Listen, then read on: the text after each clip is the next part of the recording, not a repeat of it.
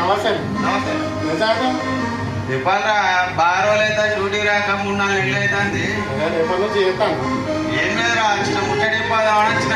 చెప్పండి. మన ఇద్దరికి 2 లీటర్లు వచ్చినాయిరా బాబు. నాకు ప్రమోషన్ వచ్చింది.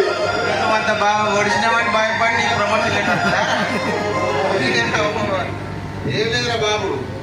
ఒకటేమో నాకు ప్రమోషన్ వచ్చింది. కంగ్రాట్స్ అన్న. దావత్ ఉండాలి మరి. దావత్ కోసమే ఉన్నావురా నాకు తెలియదా బాయ్?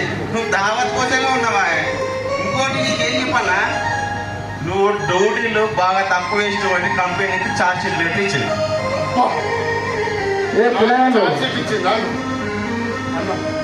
ఏందేమో లెటర్ పట్టుకొని తిరుగుతాను.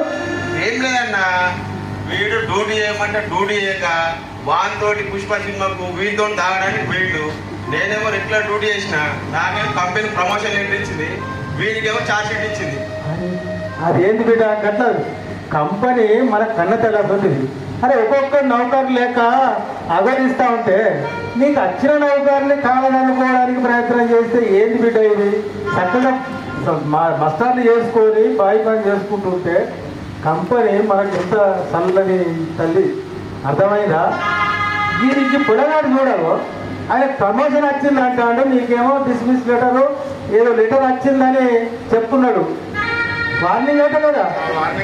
ఈ వార్నింగ్ లెటర్ కనీసం ఇప్పటి నుంచి అన్నా కొద్దిగా నువ్వు చక్కగా చూసుకో బిడ్డ. విన్నావా?